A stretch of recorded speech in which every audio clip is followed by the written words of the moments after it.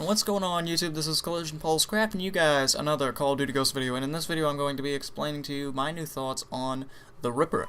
Now the Ripper, as you all know, or at least I would hope you know, is a DLC weapon. You will find this in the DLC tab of things, and because it's a DLC weapon, you can treat it like any other weapon with one notable exception, and that is that if you do not have the DLC, you will not be able to spawn in with this.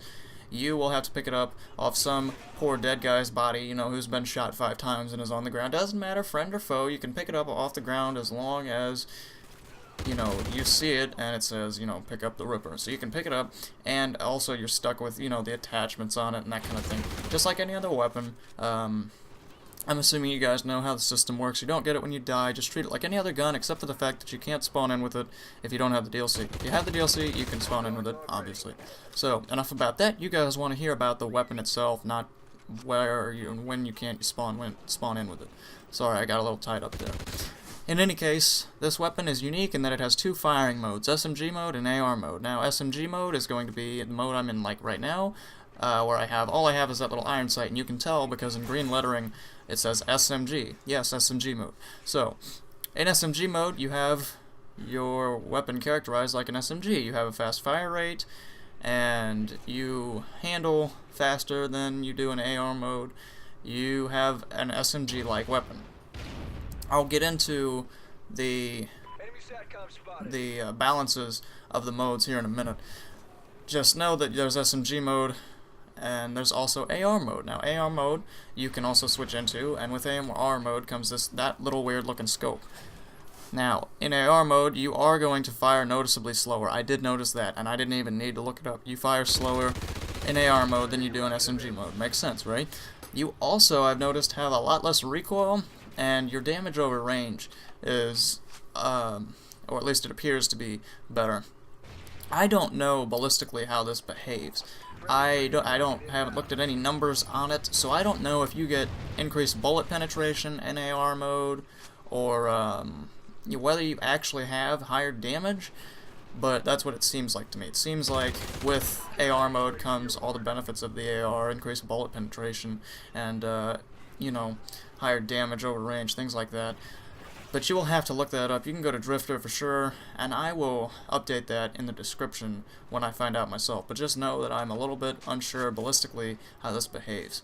In any case, I do know that your weapon in SMG mode behaves more like an SMG, and your weapon in AR mode behaves more like an AR. I mean, that's pretty common sense, and I have visibly noticed the firing rate changes and the stability changes. Those are the 2 things that I can say without a doubt are facts. Now, when you are using this weapon, you have to keep in mind that it is classed as an SMG. So even though you have this AR mode, it's not going to be a substitute for an assault rifle. And I'll try to explain this in the best and succinct and clearest way that I can. And the best way I can explain it is kind of like the Peacekeeper. The Peacekeeper only has one mode, obviously, you can't switch, but the Peacekeeper has qualities that are like an AR and qualities that are like an SMG. It is classed as an SMG, so it is going to have lower damage than a standard assault rifle. And you guys, hopefully if you play Black Ops 2, you notice that. You notice that it has kind of an SMG fire rate, and it kind of has SMG penetration, and its bullets are like SMGs, and it's SMG-like ballistically. It's not exactly the same thing here, because I don't know what happens to your bullets when you switch to AR mode, but what I can tell you is that it is not a substitute for an AR. So, you then ask, what's the point? Why do I even need AR mode then if I'm not going to use it like an AR? And the best way I can explain it to you is it is tailored for people who play like me, and what I mean by that is they use SMGs, they rush with SMGs, but they take some unorthodox paths, or maybe they screw up and take a path they shouldn't, and they are in need of a weapon that delivers a longer range substitute than their current SMG. For example, when you're running around with the Bison and you just can't engage the guy at the range you're at, and you know that. The Bison doesn't allow you to have that extra range and stability to be able to fight that opponent that you're fighting, wherever it is, whoever it is. you can't fight him with just the Bison. So you're going to be able to fight him with this Ripper. That is one huge advantage to it, is that you can just click AR mode. Okay, now we're ready to play. I can kill you now.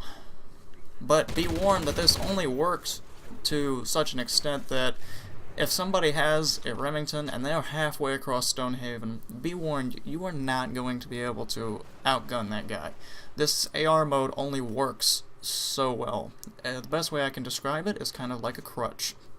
If you are running in SMG mode and you see a guy that's and you can tell based on your visual perception that he is far enough away that you are not going to be able to effectively kill him with SMG mode, just flip to AR mode and gun him down. If he is halfway across the map, your best option is going to be just leave him be. If you had an AR, maybe you could take him down, but not with this thing. Unless you're good. Unless you're really good and you're confident. But if you want to value your life, I would suggest saving that AR mode for those more close-range, mid-range shots that are out of the typical SMG range. And that's all based on your discretion and judgment as a player. I can't give you the exact ranges. I can tell you that the ideal ranges for each mode are pretty easy to understand. I picked up pretty quickly when I should be using AR mode and pretty AR mode and SMG mode. Sorry, I'm like ahead of where I need to be in terms of my commentating because I know I'm on a timeline too. Now, real quick, this weapon is overpowered because of this versatility, in my opinion, but you have to use it correctly. And the other cool thing that I noticed is it looks a lot like a PDW. And because it's overpowered and because it looks like a PDW, you know, it has that little curvy thing on the handle and just kind of feels like a PDW. I call it the PDW of Call of Duty Ghosts. Just a little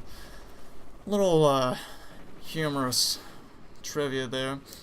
In any case, guys, just a quick recap. You have two modes, SMG and AR. Use SMG as, you know, SMG mode, and use AR mode when you're somewhere in between SMG and AR ranges, as again, you're not going to be able to outclass people who have an actual AR in a gunfight where they are at standard or prolonged AR ranges. So, I hope you guys enjoyed the video. If there's anything I didn't cover or you want me to clear up, anything like that, leave a comment. Please like and subscribe. Tell your friends about me. This is Collision, Collapsin'. I will see you next time.